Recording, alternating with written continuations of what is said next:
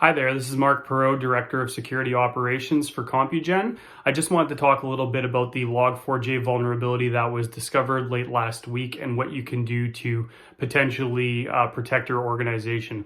So the first thing that we recommend is that you ensure that your firewall and IPS signatures have been updated, and ensure that the policies that are using that signature are set to block traffic.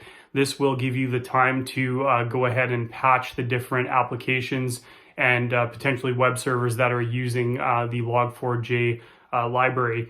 The best thing to do in terms of software and applications that use that library is to check with the vendors of the different software applications that you're using in your organization, as each vendor will independently have its own patch for that application that they use it for.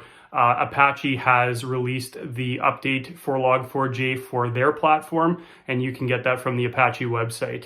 And if you need any additional help, please contact your account exec or your delivery manager at CompuGen, and they can certainly get you connected to the right people. Thank you.